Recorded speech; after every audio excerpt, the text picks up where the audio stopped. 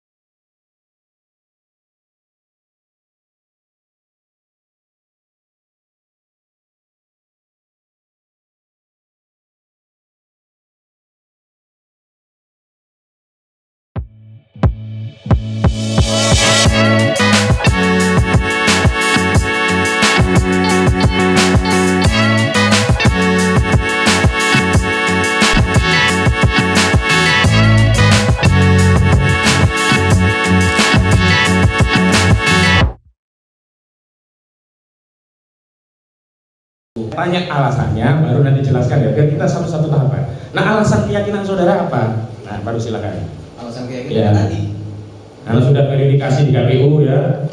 Itu satu. Nah, yang kedua.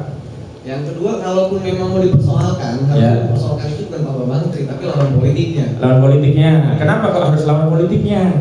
Biasanya kan tahu dong. Enggak kan saudara katakan harusnya lawan politiknya. Iya. Kenapa kok harus lawan politiknya? Ya kan yang punya kepentingan itu beliau gimana saja. Nah, berarti yang punya kepentingan politik karena capres sama capres itu jadi saya nggak jadi, berarti capres yang lainnya seharusnya gitu kira-kira. Iya. Nah, saya lanjutkan. Saudara yakin? Nah, saya tanya, saudara pernah ketemu dengan Bapak Presiden Joko Widodo? Saya beberapa kali pernah ketemu. Oh, beberapa kali. Dalam konteks apa itu? Hari ulang tahun apa? Republik. Bersama siapa? Saya sebagai tamu. Sebagai tamu. Banyak orang. Banyak orang. Oh, iya. Pernah menanyakan ijazah Pak Jokowi? Ya nggak pernah, saya nggak Nggak pernah. pernah. Pernah melihat ijazah Pak Jokowi? Tidak pernah lihat. Nah, saya mengaitkan saja keyakinan saudara dari mana gitu. Kalau saya lihat sendiri ijazahnya ini, hei tuh ini loh ijazahku, baru yakin. Saya lanjutkan. Saya kan mau, ini kan kebohongan ya. Kalau ada kebohongan, berarti kan ada kebenaran. Kebenaran itu bisa dilakukan dua hal. Pertama, tabayun melalui orang yang dituduh melakukan kebohongan. Yang kedua, bertanya kepada orang yang punya produk yang dianggap kebohongan. Yang kedua tadi saudara katakan tidak, hanya ketemu saja Pak Presiden ya, tidak pernah bertanya tentang ijazah dan tidak pernah tahu ijazah aslinya. Yang SD tahu enggak? Yang SMP? Yang SMA? Yang S1 UGM dengan gelar insinyur tahu enggak? Enggak tahu, baik. Sekarang yang kedua, saudara pernah tabayun kepada Bambang Trimulyono? Belum. Nah saudara tadi katanya kan ada bukti-bukti otentik. Saudara pernah baca buku Jokowi Undercover 2? Tidak. Nah berarti saudara tidak tahu, beliaunya ada bukti. Yang kedua, saudara katakan harusnya kan melalui peradilan. Saudara pernah dengar nggak ada gugatan perdata dengan nomor 592/PDTK/2022 PNJKT PST? Saya tahu itu. Nah tahu, nah itu sudah diambil prosesnya. Kenapa saudara? Tapi kenapa dibatalin? Kenapa? Akan dilanjutin lagi. Nah kan ditangkap dia. Nah artinya kan saudara tahu kenapa tadi katanya tidak proses. Berarti saudara tahu ya ada proses hukum ya? Ya saya tahu setelah saya buat laporan. Nah berarti tahu sekarang. Tahu. Nah saya lanjutkan. Saudara, waktu saudara lapor ke polisi itu, tadi kan saudara nggak ngomong kebohongan ya, Pak Jaksa yang bilang kebohongan ya. Pasal-pasal itu dimunculkan oleh saudara atau dari polisi? Dari polisi kan. Dari polisi ya. Nah yang melapor itu saudara melapor ke polisi atau polisi menghubungi saudara biar melapor? Saya yang melapor. Nah diterima atau tidak? Diterima. Kalau Pak penasihat hukum, pertanyaannya landai-landai saja. Ini suara saya lahir di Sumatera. Jadi jangan dianggap saya bentak-bentak ya. Sorry. Enggak apa-apa. Ya, baik. Dilanjutkan yang beliau juga nyaman kok. Nah, saat laporan itu saudara membawa ahli atau hanya lapor sendirian? Lapor sendiri ya? Nggak bawa ahli ya? Nggak bawa. Nah, sekarang saya tanya, saat dikonfirmasi laporan saudara, biasanya kan ada SP2HP. Saudara dapat nggak SP2HP? Kalau masalah dapat Apa isinya? tanda terima itu, tanda terima laporan. Bukan. Kalau tanda terima itu namanya surat tanda terima laporan. Itu nggak paham soal itu. SP2HP itu surat pemberitahuan perkembangan hasil penyelidikan. Nah, saudara kan melapor. Awalnya kan penyelidikan, saudara lapor. Kemudian ditingkatkan penyidikan. Nah, saudara dapat nggak SP2HP-nya tadi? Itu kalau masalah dapat itu. Jangan kalau nggak salah, yakin aja. Ada atau tidak?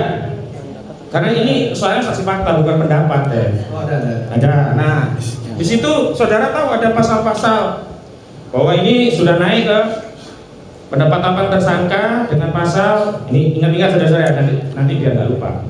Ada pasal 156A KUHP, dua pasal 45A junto pasal 28 ayat 2 Undang-Undang Nomor 19 tahun 2016 tentang perubahan Undang-Undang Nomor 11 tahun 2008 tentang informasi dan transaksi elektronik. Ada. 3. Pasal 14 ayat 1 Undang-Undang Nomor 1 tahun 1946. Ada. Ada itu. Pasal 14 ayat 2 Undang-Undang Nomor 1 tahun 1946. Ada. Pasal 15 Undang-Undang Nomor 1 tahun 1946. Ada. Dan terakhir pasal 55 ayat 1 KUHP. Ada. Ada itu. Ada. Berapa SP2HP yang saudara terima? Itu satu. Satu saja. Berarti LP dapat, SP2HP dapat ya. Dapat. Saya mau tanya saja. Masih ingat nggak nomor laporan polisi saudara? Oh, udah ingat. Tanggalnya tadi ya, tanggal 29. 29 ya. Saya pertegas 29 September 2022. Benar? Betul. SP2HP-nya masih ingat nomornya SP2HP? Bisa ingat juga. Nah, SP2HP tadi dikirimkan berapa lama setelah LP? Itu sekitar semingguan. Seminggu. Wah, kebut sekali ya dia. Saya ini lawyer ya, laporan itu 4 bulan nggak ada pendapat, baru saya datangi lagi. Itu pun akhirnya LP-nya nggak jalan. Hebat ya. Salah saya. Ya, lanjutkan. Itu urusan saya. Ya, iya memang benar urusan Anda. Karena saksi saya kan pengacara, saya berani tanya. Kemudian, saudara, ketika saudara tadi tahu ada apa namanya guru-guru SD. Nah, saat itu saudara inisiatif nyari di YouTube, kan ada tuh searching, atau oleh saudara penyidik dikasih tahu begini. Awalnya memang saya ada beberapa yang nyari, tapi setelah itu memang diverifikasi sama penyidik. Oh ini juga ada kok bantahan-bantahan. Nah, saya meluruskan tadi saudara katanya penyidik yang ngasih. Iya ditunjukin memang dikasih. Nah, itu sebelum itu kan saudara tadi nggak tahu. Ini saya nggak tahu. Nah, kemudian nyari. Kemudian nyari. Nah, nyari itu setelah ditunjukkan penyidik atau sebelum ditunjukkan penyidik? Sebelum dong. Sebelum. Tanya, ada nggak sih bantahan dari pihak-pihak terkait ini yang disebut-sebut namanya sama Bapak Menteri? Ternyata memang ada. Memang ada. Anda sudah, nah ini kan kembali, Anda kan Muslim, apalagi urusan pondok. Sudah tabayun kepada orang-orang tersebut? Saya kan nggak kenal sama mereka berdua. Nah, berarti nggak melakukan tabayun ya? Ya udah. Nah, ya udah. Jawab iya atau tidak ya. Kalau diminta alasannya baru terangkan ya. Saya kooperatif kok, tenang. Saya lanjutkan, saudara. Lalu ketika saudara bawa kawan-kawan, saya ingin kaitkan saja. Tadi ada 2 ya, mohon maaf, saya ingat 2 yang ada saudara ajak dari Sulit. Nah, pertanyaannya, apakah 2 saksi tadi hadir dalam podcast yang saudara persoalkan tadi? Hadir? Di sini, dari di mana? Enggak. Oh, enggak. Ya hadir nonton Pertanyaan saya dengarkan dulu ya. Jangan buru-buru nanya enggak. Apa buru-buru jawab apa-apa. Yang kedua, konteks kawan-kawan saudara dihadirkan. Ini saya kasih tahu ya sebelum jawab. Kalau dalam KUHP pasal 1 angka 27 dan kemudian junto pasal 185 ayat 1 itu disebutkan yang namanya saksi itu orang yang mengetahui, melihat, mengalami sendiri satu peristiwa dan menyebutkan alatnya seperti apa. Nah, saya mau tanya, karena tidak ada di mubahalah, peristiwa apa yang diketahui teman-teman saudara sehingga saudara ajak untuk lapor? Nonton itu. Oh, peristiwa nontonnya ya, bukan mubahalahnya ya? Mubahalahnya kan dalam konten itu berisi soal mubahalah. Dan ada 2, mubahalah dalam konteks saat meng-create, 2 mubahalah sudah menjadi konten. Iya. Yang diajak itu terkait yang sudah jadi konten ya? Sudah jadi konten. Nah, betul. Saya lanjutkan. Saudara, itu ada saksi pelapor yang lain banyak. Yang lainnya tadi kenal nggak? Yang lainnya? Sama sekali nggak. Yang kenal cuma 2 itu ya. Si Nasruddin sama Lutfi aja sih. Nah, Lutfi. Saudara ada ikatan misalkan organisasi atau pekerjaan di antara dua Nasruddin dan itu? Ada. Apa itu? Saya juga punya salah satu channel YouTube juga sama. Oh, punya channel YouTube juga. Dan orang ini memang ada sama kita. Tadi saudara kan katakan searching ya, ada nggak pernyataan guru-guru atau yang lainnya yang membantah? Ternyata ada tadi ya. Terlepas saudara juga tidak nonton tapi diakui ya. Pertanyaan saya, konten ini beredar hanya di akun GN13 atau ada yang di akun-akun yang lain? Ada di beberapa akun kreator. Saudara sampaikan juga itu ke penyidik saat itu? Sampai juga. Oleh penyidik yang kemudian yang diproses yang mana? Yang ini saja ya, baik Pak penyidik jangan pilih-pilih kasus ya. Jangan lanjutkan. Saudara, dalam konten ini itu kan saudara juga mengatakan ini nggak kita benar ya penuh dengan agama karena dulu santri. Nah pertanyaan saya, nggak usah ke ahli lah. Pernah nggak saudara sebelum lapor tanya ke guru saudara di pondok pesantren terkait ini? Siapa nama gurunya? Perlu disebutkan boleh? Ya, kalau nggak keberatan. Menurut saya sih nggak perlu disebutkan. Ya, nggak mau keberatan. Baik, apa kata guru saudara tadi? Ya dibilang ini ngaco penyesalan juga. Ya, guru saudara menjelaskan nggak secara terukur keabsahan sebuah mubahalah? Ya, dia cuma ngasih gambaran bahwa mubahalah itu hanya bisa dilakukan apabila tidak ditemukan titik temu dalam persoalan itu. Nah, ada titik temu nggak antara Presiden Jokowi dengan Bambang Tri terkait mubahalah ini menurut saudara? Nggak tahu saya. Nggak tahu, berarti unsurnya belum terpenuhi tadi ya. Saya lanjutkan, saudara. Ini kan cepat sekali, saya jarang menerima kasus begitu cepat begitu. Tanggal 26 ya saudara lapor. Konten itu kan 29. Ya, konten itu kan tanggal 26 setahu saya diupload Oktober 29 terus kemudian ini saya mau kasih tahu terdakwa ini buka tanggal 3 Oktober dan kemudian tanggal 13 ditangkap dan tanggal 14 Oktober ditahan. Tapi perlu saudara ketahui bahwa ini tanggal 3 Oktober sudah menggugat perdata nomornya yang tadi. Pertanyaan saya, SP2HP tadi diberikan setelah terdakwa dua ini diperiksa oleh Direktorat Tindak Pidana Cyber Baris Krim Polri atau sebelum? Setelah tanggal berapa tepatnya? Saya nggak ingat. Saya bantu. Berdua ini tanggal 14 ditahan dan ditetapkan tersangka Oktober. Masih ingat nggak kira-kira SP2HP-nya diterima tanggal berapa? Nggak ingat juga. Saudara, ini kan saudara sudah melapor. Nah, setelah melapor begini, selain yang ada di Baris Krim tadi yang katanya ada demo ya, ada nggak peristiwa lain yang onar gitu ya? Yang karena dua ini, misalkan ada orang yang bunuh-bunuhan karena mubahalah ini, ada nggak saudara tahu nggak? Ada orang tawuran gara-gara konten dua orang ini, ada nggak? Nah, saya mau tanya lagi.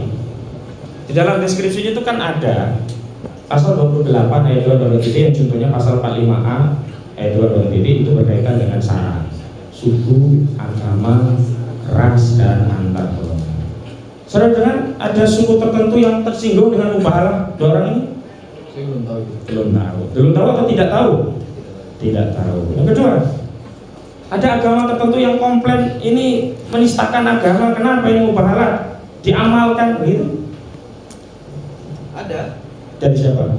Dari salah satu kiai saya. Ini kalau diterusin Enggak, agama, bukan kiai. Iya, Islam.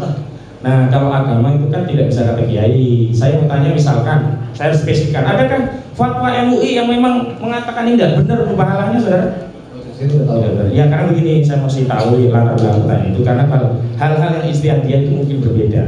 NU tidak pakai kuno, Nahdliyin pakai kuno, tapi tidak bisa kemudian Nahdliyin mengatakan NU tidak benar karena nggak pakai kuno. Enggak, ini istiadat.